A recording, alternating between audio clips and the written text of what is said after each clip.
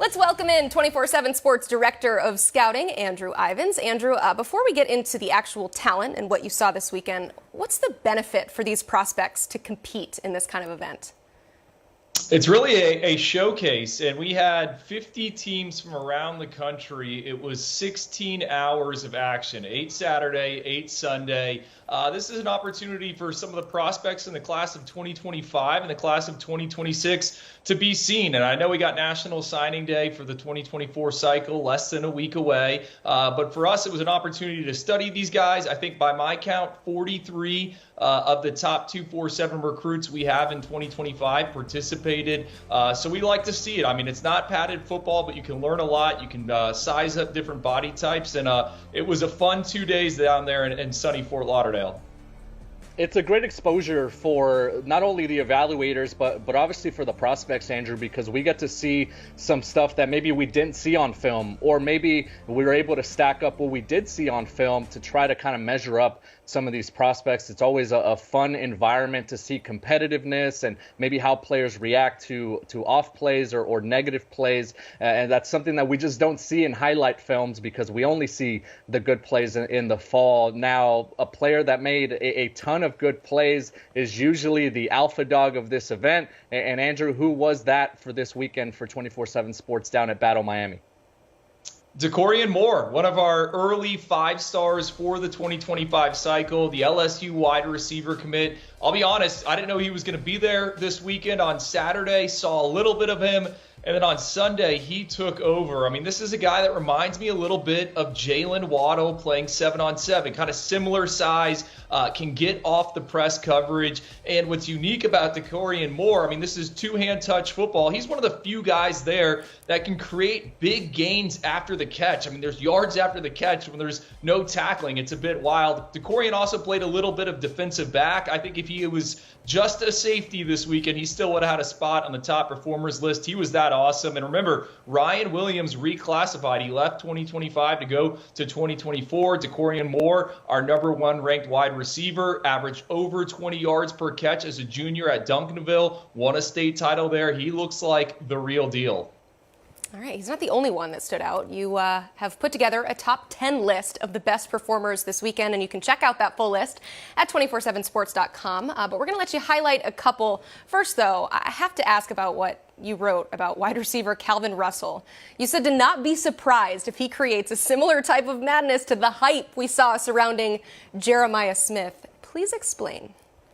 All right, well, Jeremiah Smith, right, finishes the #1 ranked player in the 2024 cycle. If you go back to that initial top 100, he was 38 for us. Calvin Russell in a similar range, and they are similar in a variety of different ways, both multi-sport athletes. Jeremiah Smith was a guy that did the hurdles. Calvin Russell is a really talented basketball player. He could actually play college basketball, has multiple offers, including one from the Final Four darling FAU, but he's probably going to be a football guy. 6'4", elite body control. He caught everything, and I thought he was the best 2026 on hand over the weekend. Earned an invitation to the All-American Bowl. And what's unique about Calvin Russell is he had to play some quarterback as a as a sophomore there at Miami Northwestern High School. So it's a difficult evaluation, but you see him running around, getting out of trouble. He's really, really good. Now, the other big frame pass catcher I want to highlight is a guy that Blair is super familiar with. That's Derek Meadows out of Bishop Gorman High School. This is a kid that we put into the top 247. He had just 9 catches as a sophomore, doubled the production as a junior, but he was still playing second fiddle to Elijah Lofton, Michael Capana. He was an instant eye catcher Saturday. I mean, this is a state champ in the 300-meter hurdles, also runs the relays. He is 6'4", and you'll see the catch of the tournament right there, getting his leg in bounds. He's got a few offers. Tom Loy from 24/7 Sports fired in a crystal ball pick in favor of Notre Dame. I'm just surprised the SEC hasn't come calling for Derek Meadows. I think he's the real deal. I mean, you want these big guys that can cut and create separation, and then more importantly, pluck the football out of the air. Derek Meadows can do that. He checks off box after box. And then 2 defensive backs, DJ Pickett, one of our top-ranked corners in the 2025 cycle. I don't know what he is. Is he a corner? Is he a safety? Is he a wide receiver. Clemson's apparently telling him he can play on both sides of the ball. DJ Pickett's listed at 6'2". It's a rare case where this kid might actually be taller. I think he might be 6'4". Didn't see a ton of footballs come his way Saturday or Sunday, but made plays on offense. He's a rare body type. I think you take him and figure it out. And then kind of the same thing with Dakorien Grant. I mean, when's the last time you saw a top performers list with Purdue up there? But Dakorien Grant, new age cornerback, 6'3". He's got verified track speed. I thought he was awesome in man coverage, really sticky. That's a great get for the Boilermakers down in Tennessee. Plenty of potential targets there for the Andrew Ivins freaks list, which I know you start to draw up right now, Andrew, heading into the spring. The quarterbacks are obviously one of the big highlights of a passing tournament. You wouldn't have a successful tournament, 50-plus teams, without some high-profile quarterbacks. Who were some of the top QBs in attendance, Andrew?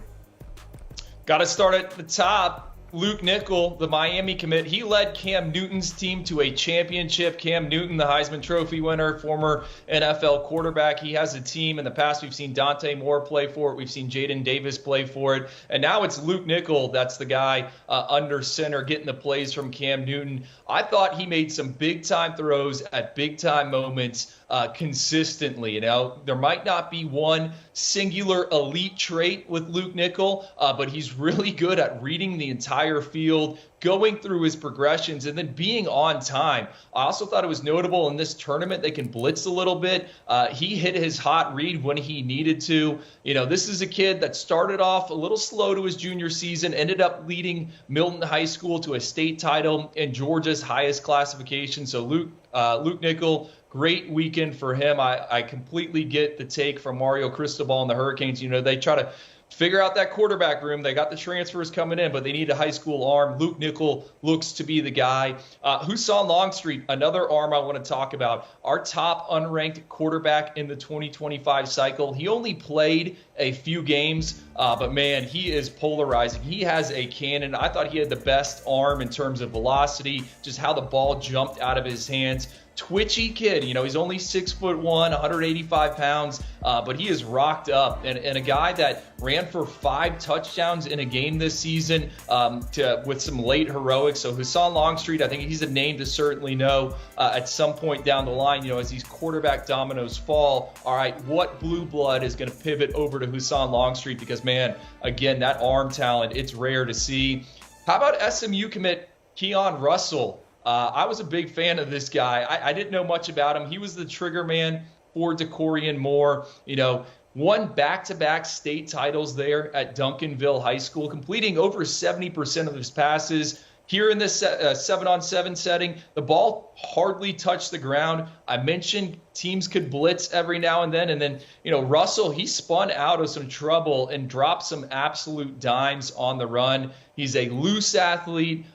He can create with his legs. You put on the tape, you see that. But I was impressed with his ability just to distribute the football. You think about Rhett Lashley there at SMU, what they want to do on offense. They're moving into the ACC. I love that fit. And then finally, got to give a shout out to Texas quarterback commit KJ Lacey. Wasn't expected to be at the tournament. Shows up and down Saturday. Sunday, he came alive when his team needed him to. I mean, he had one of the better deep balls of anyone there. Multiple 40-yard touchdown passes. And I just love KJ Lacey, how cool and calm he is in this setting. You know, on Sunday, it gets ramped up. There's a lot of trash talking. He's a guy that, you know, has it between the ears. So I thought it was a good tournament as well for KJ Lacey. He's headed to play for Steve Sarkisian there in Austin. I love it. Andrew, no pads, but still plenty to learn. Thank you for teaching all of us. You can check out more of his work, of course, on what should be everybody's favorite podcast here at 24/7 Sports. It's the Football Recruiting Podcast with Andrew Ivins and Cooper Patagna. Something tells me they will discuss more of Andrew's everything that he learned. His whole notebook will be unloaded. New episodes drop Tuesday and Wednesday wherever you get your podcasts. You can also watch live on the 24/7 Sports YouTube channel at 5 Eastern.